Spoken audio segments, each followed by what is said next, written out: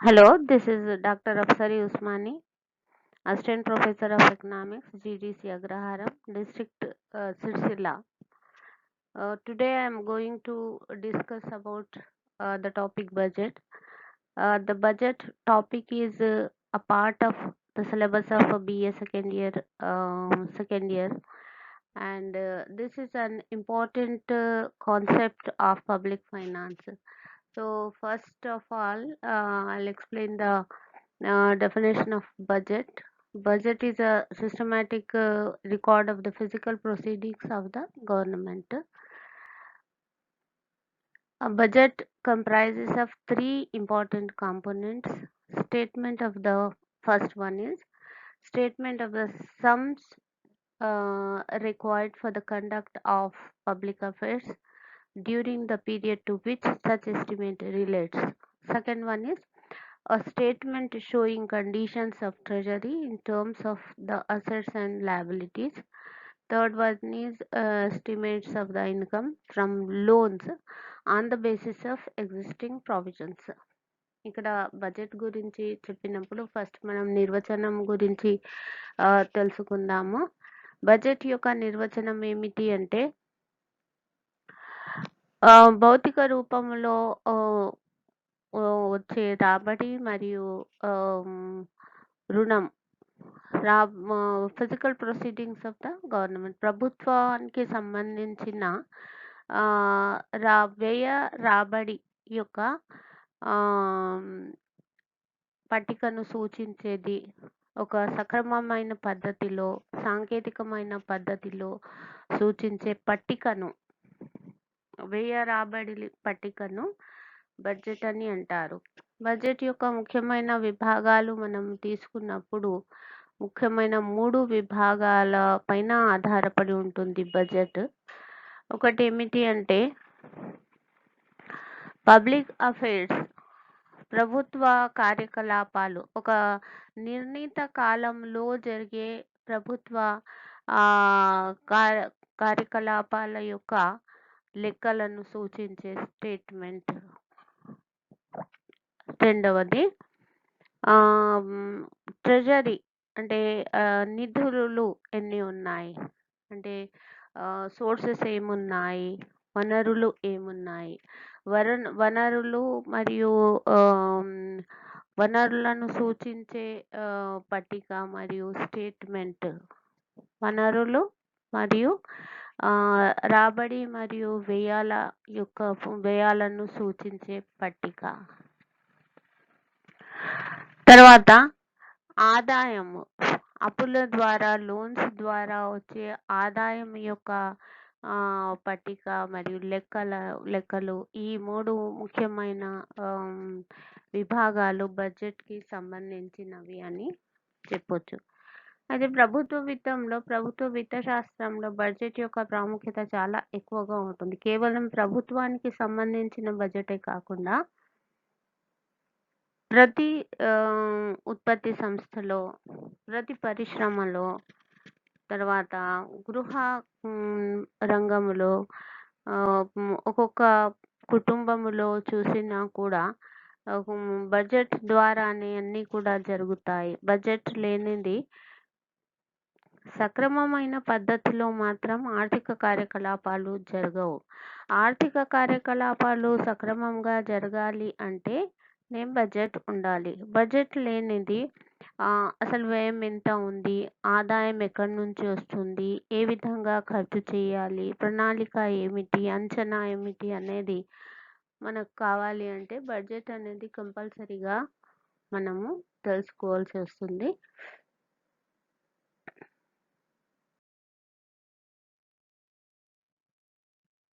The next one is objectives of budget. What are the objectives of the budget? First one is activities to secure a reallocation of resources. Second one is redistributive activities. Third one is stabilizing activities. Fourth one is management of public enterprises. Activities to secure a reallocation of resources means in a country, in a particular country, so many resources are there. natural resources, economic resources, human resources. So the resources must be reallocated to produce, to develop, to distribute. So reallocation of resources is the main objective of the budget. ఉన్న వనరులను పునః పంపిణీ, పునః కేటాయింపు కేటాయింపు అనేది వివిధ అవసరాలకు, ఏ కార్యకలాపాల కోసం ఏ వనరులు అవసరం ఉంటాయి వాటిని కేటాయింపు అనేది ముఖ్య ఉద్దేశం ఉంటుంది, ముఖ్యమైన ఉద్దేశంలో అది. తర్వాత పునః పంపిణీ కార్యకలాపాలు, రీడిస్ట్రిబ్యూషన్ యాక్టివిటీస్, పునః పంపిణీ కార్యక్రమాలు, చర్యలు ఉంటాయి బడ్జెట్ యొక్క ముఖ్యమైన లక్ష్యాలలో.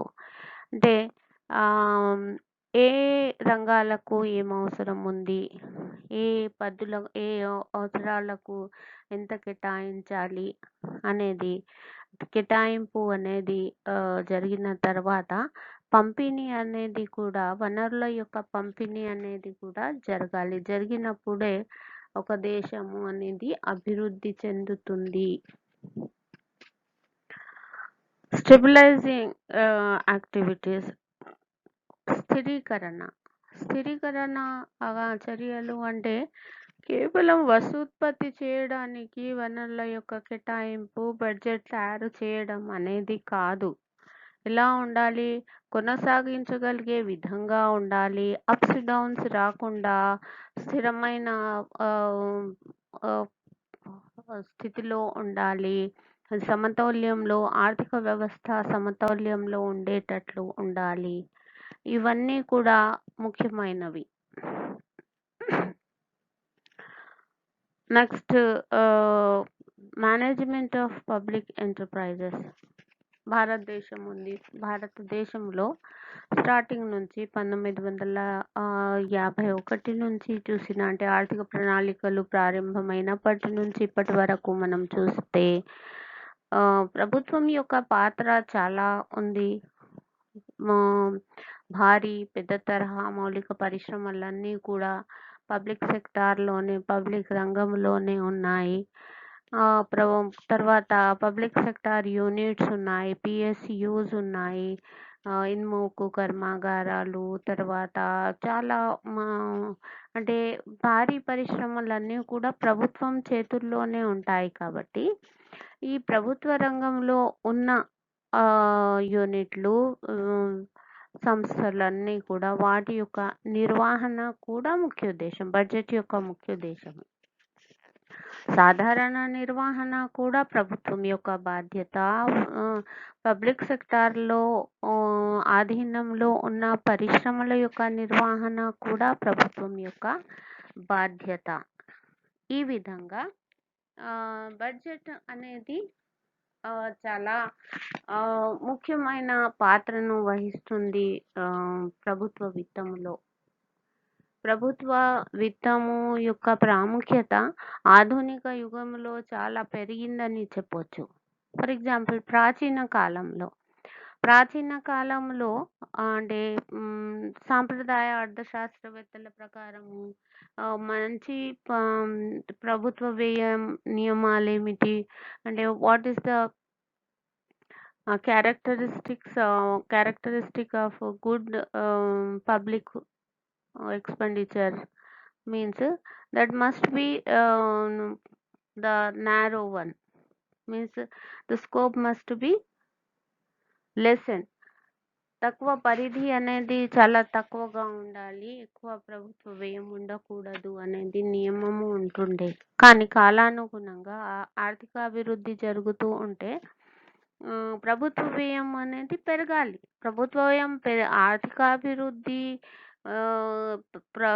ప్రక్రియలో ప్రభుత్వ వ్యయము పెరగడం అనేది అత్యవసరము. ప్రభుత్వ వ్యయం లేనిది ఈ కార్యకలాపాలు, ఈ చర్యలు ఏమి తీసుకునే పరిస్థితిలో ఉండదు ప్రభుత్వం. కాబట్టి ప్రభుత్వ వ్యయము అనేది ముఖ్యమైనది. ఇప్పుడు దాని యొక్క ప్రాముఖ్యత చాలా పెరిగింది. ప్రభుత్వ వ్యయము, ప్రభుత్వ రాబడి, ప్రభుత్వ రుణము, సాధారణ నిర్వహణ, ఫెడరల్ విత్తము, విత్త హ్మ్, విత్త విధానంలో లేదా ప్రభుత్వ విత్తం యొక్క ముఖ్యాంశాలు ఇవన్నీ కూడా. ఇవి మనం ప్రభుత్వ విత్తంలో పబ్లిక్ ఫైనాన్స్‌లో మనం చదువుకుంటాము.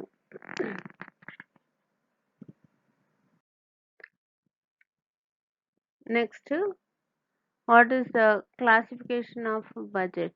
The next topic concept is what is the kinds the classification of budget. First one is functional classification, second one is organizational classification, the third one is object classification, fourth one is economic classification, fifth one is program and performance classification. Functional classification is నిర్వహణ budget అని చెప్పొచ్చు. అంటే నిర్వహణను బట్టి budget తయారు చేయబడుతుంది. అంటే ఏ scheme కోసం ఎంత కేటాయించాలి ఏది అనేది, అంటే పబ్లిక్ ధనము, అంటే ప్రజల ధనము ట్యాక్సుల ద్వారా వచ్చేది ఏ విధంగా దాన్ని నిర్వహించాలి, ఎలా మేనేజ్ చేయాలి, దాని యొక్క పర్పస్ని బట్టి బడ్జెట్ తయారు చేయబడుతుంది. నెక్స్ట్ వన్ ఈజ్ ఆర్గనైజేషనల్, సంస్థాపరమైన. First one is functional classification, నిర్వహణను బట్టి వర్గీకరణ, బడ్జెట్ యొక్క వర్గీకరణ ఉంటుంది. నిర్వహణను బట్టి ఉంటుంది, దాని అంటే అవసరాన్ని బట్టి బడ్జెట్ సపరేట్ చేయబడుతుంది. తర్వాత ఆర్గనైజేషనల్ క్లాసిఫికేషన్, సంస్థాపరమైన వర్గీకరణ. సంస్థాపరమైన వర్గీకరణలో ప్రభుత్వం యొక్క వివిధ డిపార్ట్మెంట్లు, మినిస్ట్రీస్, దాని యొక్క బడ్జెట్ సపరేట్గా తయారు చేయబడుతుంది. ఇది సంస్థాపరమైన బడ్జెట్ క్రింద వస్తుంది. తర్వాత ఆబ్జెక్ట్ క్లాసిఫికేషన్. ఆబ్జెక్ట్ క్లాసిఫికేషన్ అంటే కొన్ని నియంతృత్వ లక్షణము ఉన్న వర్గీకరణ అని మనము చెప్పవచ్చు. ప్రభుత్వ నిర్వహణ విషయంలో వివిధ డిపార్ట్మెంట్స్ ఎక్స్టెండ్ చేయడంలో కూడా ఈ విధమైన బడ్జెట్ యొక్క రకాలు దీనిలో మనం చూస్తాము. తర్వాత ఎకనామిక్ క్లాసిఫికేషన్, ఆర్థిక వర్గీకరణ. ఆర్థిక వర్గీకరణలో మనం చూసినప్పుడు వివిధ రకాలు ప్రభుత్వం యొక్క ఈ లావాదేవీల యొక్క దీర్ఘకాలిక, స్వల్పకాలిక ఈ ప్రభావాలు ఏముంటాయి అనేది దానిని బట్టి బడ్జెట్ యొక్క వర్గీకరణ చేయబడుతుంది, రకాలు నిర్ణయించబడతాయి. తర్వాత program and performance classification. Performance అంటే పనితనాన్ని బట్టి వర్గీకరణ అనేది ఉంటుంది. అంటే ఒక్కొక్క ప్రోగ్రామ్ యొక్క పనితనం, ఫర్ ఎగ్జాంపుల్ భారతదేశంలో బహుళార్థ ప్రాజెక్టులు ఉన్నాయి, irrigation projects, multipurpose irrigation projects ఉన్నాయి. ఇది వ్యవసాయ రంగంలో. అదే ఇండస్ట్రియల్ సెక్టార్లో భారీ మౌలిక పరిశ్రమల యొక్క పెట్టుబడి పెట్టడము, ఇవి అన్నీ కూడా ఎక్కువ బడ్జెట్ని, ఎక్కువ ఇన్వెస్ట్మెంట్ చేయవలసి వస్తాయి. ఇది ఒక కేటగిరీలో వస్తాయి. తర్వాత చిన్నగా అంటే సామాజిక శ్రేయస్సు కోసము సోషల్ సెక్యూరిటీ స్కీమ్స్ ఉన్నాయి. అటువంటి స్కీమ్స్ కోసము ఖర్చు చేసేవి ఒక ఈ టైప్లోనే, ఈ బడ్జెట్ కూడా ఈ టైప్లో వస్తుంది. అంటే ప్రోగ్రామ్ అండ్ పర్ఫార్మెన్స్ క్లాసిఫికేషన్లో మనకు వస్తుంది. తర్వాత టోటల్గా మనం చూస్తే what is the overall budget? The overall budget of the government comprises all the receipts and all the expenditures of the government. అంటే మొత్తం సమిష్టి బడ్జెట్ లేదా టోటల్ సమగ్ర బడ్జెట్ అని చూసినప్పుడు అన్ని ప్రభుత్వం యొక్క రాబడి, రెసిప్ట్స్ మరియు ప్రభుత్వ వ్యయాల గురించి పట్టికను సూచించే వ్యయము మరియు రాబడి పట్టికను సూచించేది ఓవరాల్ బడ్జెట్ అని అంటారు. అయితే ఓవరాల్ బడ్జెట్లో మనము 2 ముఖ్యమైన అంశాల గురించి తెలుసుకుంటాము. ఒకటి రెవెన్యూ రిసిప్ట్స్ ఉంటాయి. అంటే రిసిప్ట్స్ గురించి రాబడిలో మనం ఇవి చదువుకుంటాము. ఒకటి రెవెన్యూ రిసిప్ట్స్, రెండవది క్యాపిటల్ రిసిప్ట్స్. ఆ 2 కలిపితే ఓవరాల్ రిసిప్ట్స్ ఉంటాయి. అప్పుడు వ్యయం విషయంలో ఎక్స్పెండిచర్లో నాన్ ప్లాన్ ఎక్స్పెండిచర్ ఉంటుంది, ప్లాన్ ఎక్స్పెండిచర్. 2 కలిపితే మనకు ఓవరాల్ ఎక్స్పెండిచర్ వస్తుంది. ఒక్కొక్క దాని గురించి ఇప్పుడు I'll explain one by one. First one is revenue receipts. What is the revenue receipts in overall budget? It is the part of overall budget, revenue receipts. Revenue receipts may be divided into revenue and non-tax revenue. Tax revenue and non-tax revenue. Tax revenue consists of proceeds of taxes and other duties levied by the union government. For example, direct taxes. Under direct taxes, which type of taxes comes? Income tax, interest tax, wealth tax, corporation tax. These are the examples of this direct taxes.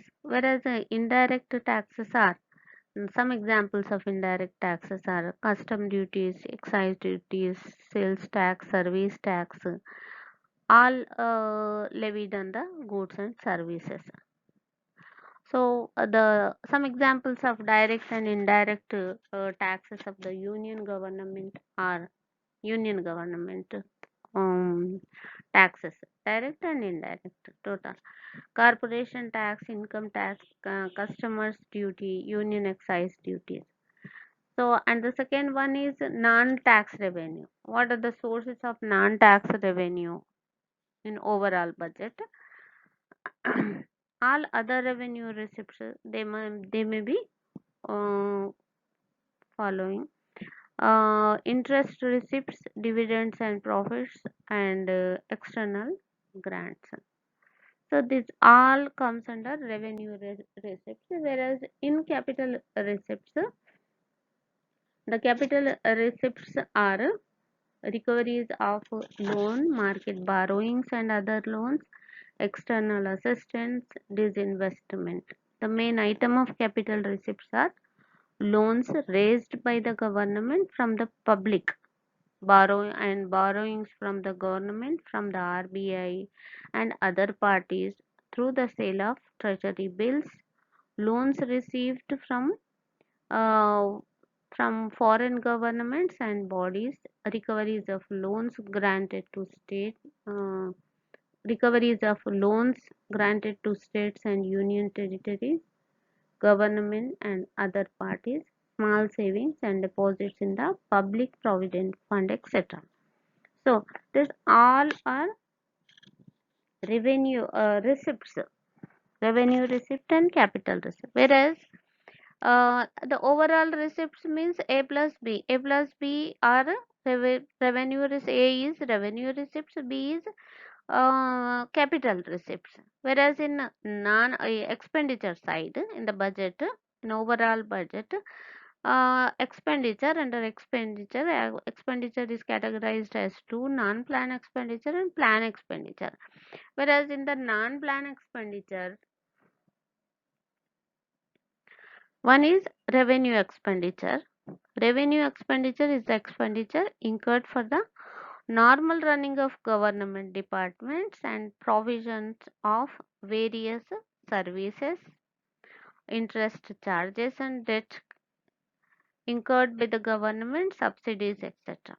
What is subsidy? Subsidy is the direct help to the people, to the agriculturists, to the entrepreneurs from the government side by government.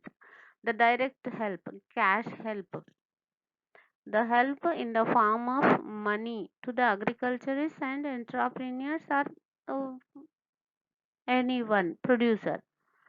So subsidies also comes under revenue expenditure.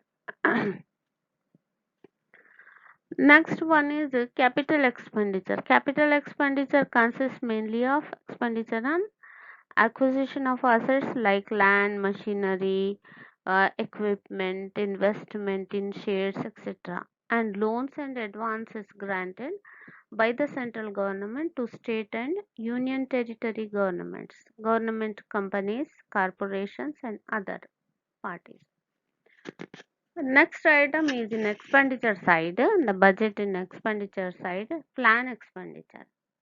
Under plan expenditure, first one is revenue expenditure, central plan, central assistance to state, and capital expenditure, central plan, central assistance to state.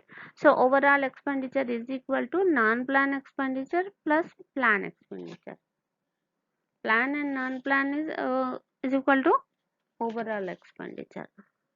So here revenue expenditure is equal to non-plan revenue expenditure plus plan revenue expenditure, whereas capital expenditure is equal to non-plan capital expenditure plus plan capital expenditure.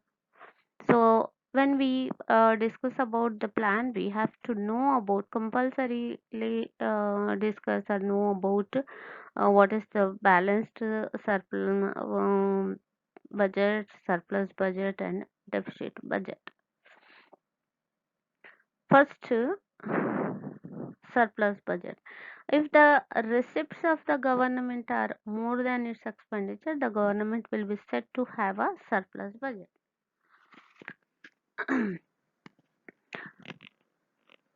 So, surplus budget implies that the government is printing out more money from the economic system. మిగులు budget అని అంటారు. 3 రకాలుగా ఉంటుంది.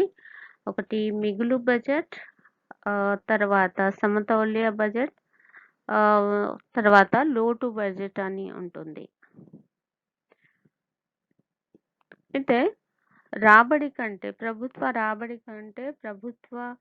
వ్యయం ఎక్కువగా ఉన్నప్పుడు దాన్ని లోటు బడ్జెట్ అని అంటారు. ప్రభుత్వ రాబడి, ప్రభుత్వ వ్యయం రెండూ సమానంగా ఉంటే దాన్ని ఏమంటారు అంటే సమతౌల్య బడ్జెట్ అని అంటారు. తర్వాత ప్రభుత్వ రాబడి కంటే ప్రభుత్వ వ్యయము తక్కువగా ఉంటే దానిని ఏమంటారు అంటే మిగులు బడ్జెట్ అని అంటారు. అదే ఈ మిగులు బడ్జెట్ అన్నప్పుడు ప్రభుత్వము ఎక్కువ నోట్లను ప్రింట్ చేస్తుంది అని అర్థం. అయితే ప్రభుత్వం ఒకవేళ ఎక్కువ నోట్లను ప్రింట్ చేసినప్పుడు దాని యొక్క ప్రభావం ఏం జరుగుతుంది అంటే ఆర్థిక కార్యకలాపాలు దిగజారుతాయి. ఆర్థిక కార్యకలాపాలు దిగజారినప్పుడు పెట్టుబడి తగ్గుతుంది. పెట్టుబడి తగ్గినప్పుడు ఉద్యోగిత స్థితి తగ్గుతుంది. ఉద్యోగిత స్థాయి తగ్గితే వినియోగ ప్రవృత్తి తగ్గుతుంది. తర్వాత పొదుపు కూడా తగ్గుతుంది. వినియోగం ప్రవృత్తి, పొదుపు ప్రవృత్తి రెండు కూడా తగ్గే అవకాశాలు ఉన్నాయి. అంటే మిగులు బడ్జెట్ విషయం గురించి చెప్తున్నాను నేను.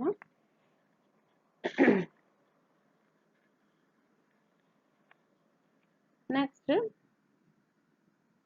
లోటు బడ్జెట్ గురించి మాట్లాడినప్పుడు ఆ deficit budget implies that the government is pumping in more money in the economic system than it is pumping out. The process works as follows. అంటే బయటికి డబ్బు బయట లావాదేవీలు బయట వెళ్తున్న దానికంటే లోపల వేస్తున్నది అంటే ఎకనామిక్ యాక్టివిటీస్ కోసము ఆర్థిక కార్యకలాపాల కోసము డబ్బులు అది చేస్తున్నది ఉపయోగిస్తున్నది ఎక్కువగా ఉంటుంది లోటు బడ్జెట్లో. లోటు బడ్జెట్లో పరిస్థితి ఏముంటుంది అంటే ఆర్థిక కార్యకలాపాలు విస్తృతమవుతాయి, వృద్ధి చెందుతాయి. ఆర్థిక కార్యకలాపాలు వృద్ధి చెందినప్పుడు పెరిగినప్పుడు ఏమవుతుంది అంటే దానికి పరిణామముగా పెట్టుబడి పెరుగుతుంది. పెట్టుబడి పెరిగితే దాని పరిణామంగా ఉద్యోగిత స్థాయి పెరుగుతుంది. ఉద్యోగిత స్థాయి పెరిగితే దాని పరిణామంగా ఆదాయము పెరుగుతుంది. ఆదాయం పెరగడం వల్ల ఏం జరుగుతుంది? వినియోగము మరియు పొదుపు రెండింటిలో కూడా వృద్ధి జరుగుతుంది. ఈ విధంగా మనము లోటు బడ్జెట్ యొక్క ప్రాముఖ్యత కూడా ప్రభుత్వ విత్తశాస్త్రంలో చాలా ఎక్కువగా ఉంది. దీనిలో మనము చూస్తే లోటు బడ్జెట్ రకాలలో types of deficits are: first one is budget deficit, revenue deficit, fiscal deficit, primary deficit. ఈ విధంగా ఉంది. What is one by one? What is budget deficit? The budget deficit is the difference between the total expenditure and total receipts. So thus total budget deficit is equal to total expenditure minus total receipts. Whereas revenue deficit, what is revenue deficit? The revenue deficit is nothing but the excess of government's revenue expenditure over revenue receipts. It gives information on what the government is borrowing for. The revenue deficit implies a repayment burden in the future, not matched by any benefit via investment. So here the formula for the revenue deficit is equal to revenue expenditure minus revenue receipts. Now fiscal deficit. What is fiscal deficit? Fiscal deficit is the difference between the total expenditure of the government and the revenue receipts plus those capital receipts which are not in the nature of borrowing but which finally accrue to the government. Thus fiscal deficit is equal to revenue receipts plus capital receipts minus total expenditure. And now the what is primary deficit? It was introduced for the first time in the budget of 1993-94 and it is fiscal deficit minus interest payments. So primary deficit is equal to fiscal deficit minus interest payments. Primary deficit indicates how much government borrowing is going to meet expenses other than interest payments.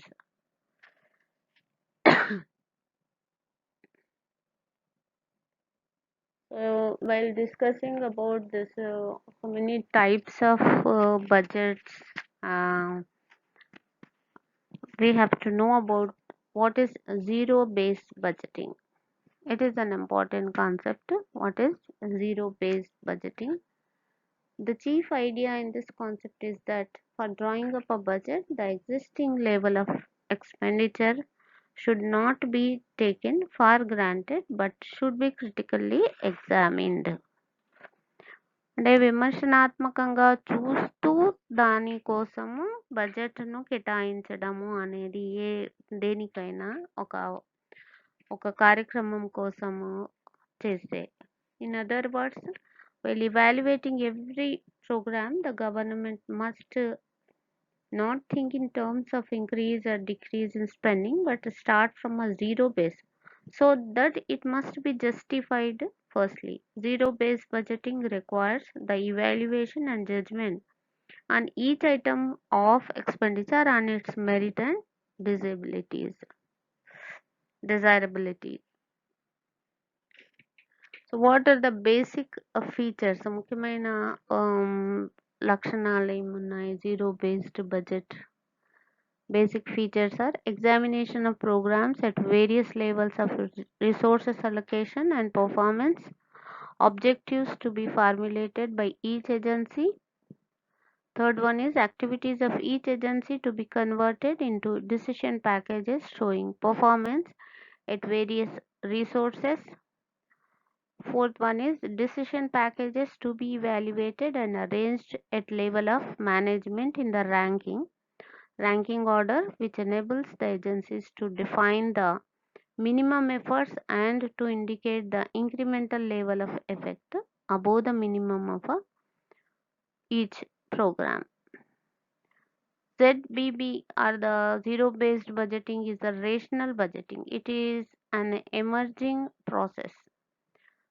Zero based budget technique involves a critical review of every scheme before a budgetary provision is made in its favor. అంటే ఇది start చేయకముందు, ఏదైనా కార్యక్రమం start చేయకముందు, budget చేసే ముందు first దాన్ని పరిశీలించి, అంటే విమర్శనాత్మకంగా పరిశీలించిన తర్వాత, పునః పరిశీలించిన తర్వాతనే దీన్ని పూనుకోవడం అనేది జరుగుతుంది. So I want to stop here. Thank you.